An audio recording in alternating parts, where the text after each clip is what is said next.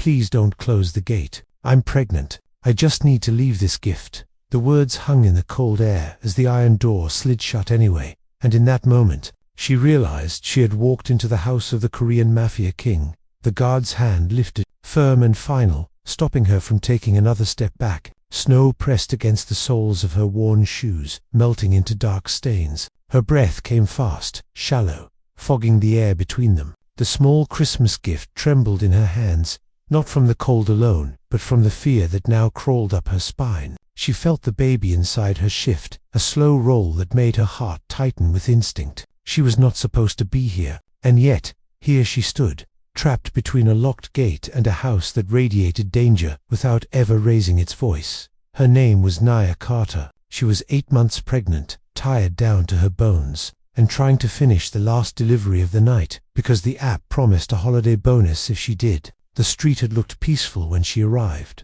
White lights lined the roofs, wreaths hung neatly on doors, and soft snow fell like the world wanted to pretend everything was gentle. But now the silence felt heavy, watching her. Naya's coat was pulled tight around her belly, but it was not enough. Her back ached, her feet burned, her hands were numb, yet she held onto the box as if it were proof that she belonged here, that she was not just a woman who had wandered into the wrong place at the worst time. The guard looked at her without anger, without kindness, just with duty. Another man stood near the door, his posture straight, eyes sharp. Neither spoke. They did not need to. Nia tried again, her voice quieter now, respectful, careful. She explained that she was a delivery worker, that the address matched, that she would leave right away. The words felt small in her mouth. No one moved. Then the door opened. The man who stepped out did not rush. He did not look surprised. He wore simple dark clothes, nothing loud, nothing that screamed power. Yet the air seemed to bend around him. His face was calm, controlled,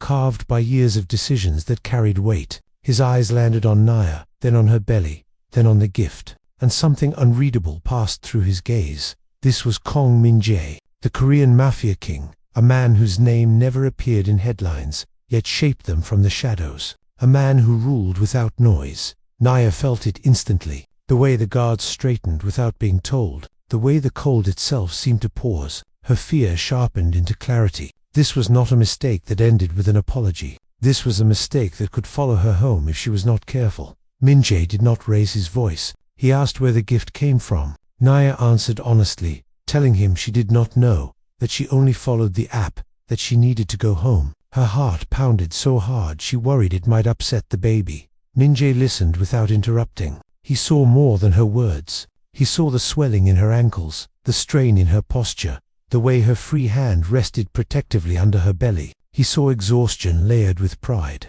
the kind that refused to beg even when begging might be safer. His thoughts drifted, uninvited, to another winter long ago. His mother, younger then, standing at a bus stop with numb hands, refusing help because dignity was all she had left. The memory pressed against him now. Sharp and personal. Min-jae ordered the gift to be checked, quietly, carefully, no sudden moves. The guard obeyed at once. Naya was guided inside, not roughly, but firmly, as if the house itself had decided she was not leaving yet. Warmth wrapped around her, carrying the scent of pine and polished wood. A tall Christmas tree stood in the corner, light steady and calm. The contrast made her stomach twist.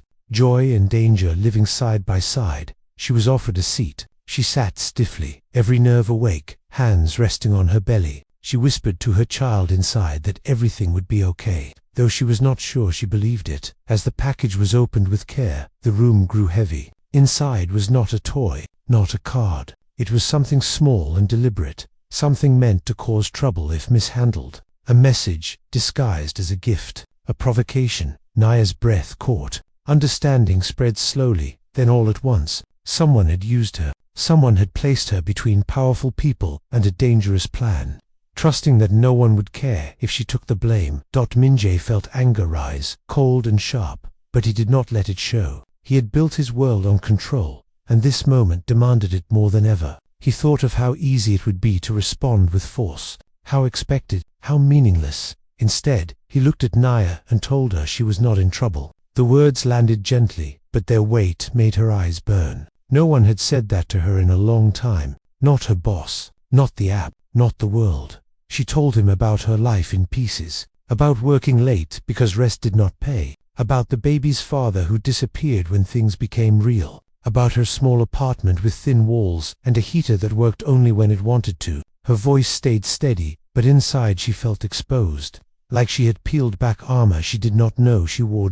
Min-J listened. He did not judge. He did not interrupt. In her story, he saw the shape of a system that crushed quietly, efficiently, without ever touching a weapon. He had mastered one harsh system in his life. This one disgusted him more. The tension in the room grew as messages came in from his people. They had traced the sender, a rival group. They wanted a reaction. They wanted chaos. They wanted Min-J to strike fast and loud so they could justify what came next. The guards waited. The house waited. Violence was a familiar answer, ready and willing.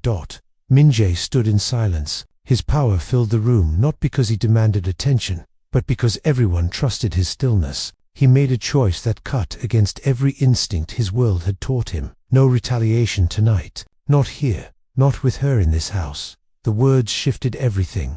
Naya felt it before she understood it. The pressure eased. The fear loosened its grip. She looked at Min-J with confusion, then something close to disbelief. Why was he protecting her? Min-J did not explain himself. He simply acted. He arranged for a safe ride home. He arranged medical care, quietly, without paperwork that would shame her. He made sure her name would never appear in connection with the incident. Not as a witness, not as a suspect, not as a story. Naya resisted at first. She said she did not want favors. She did not want to owe anyone. Her voice shook, but her spine stayed straight. Min-J answered with calm certainty. This was not a favor. This was a correction.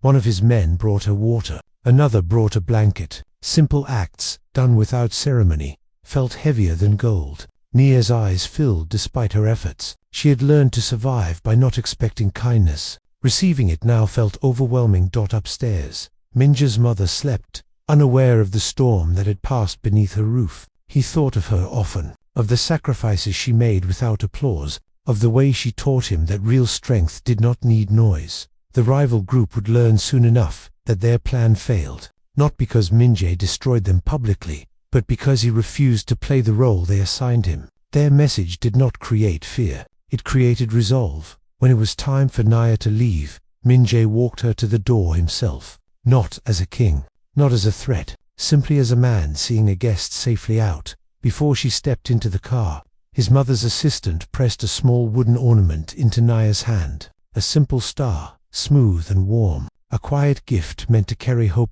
Nia closed her fingers around it and felt something settle in her chest. Safety, for the first time in months. The gate opened without sound. The car drove away slowly, carefully, as if the night itself understood the weight it carried. Min-J watched until the street was empty again. Snow continued to fall, soft and indifferent. He stood there longer than necessary, thinking about how close harm had come to someone who never deserved it, thinking about the kind of world he had helped build, and the kind he still had time to change.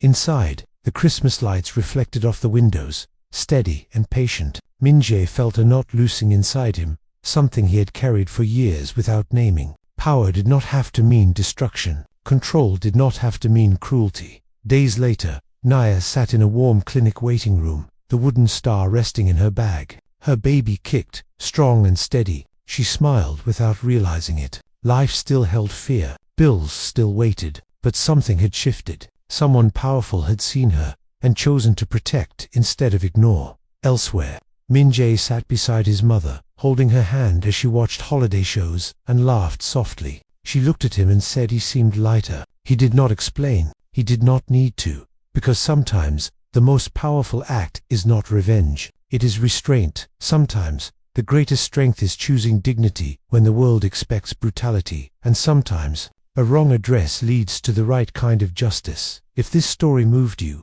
comment where you are watching from. Share what silent strength means to you, and subscribe for more cinematic stories that honor the unseen battles and the quiet heroes who fight them every day.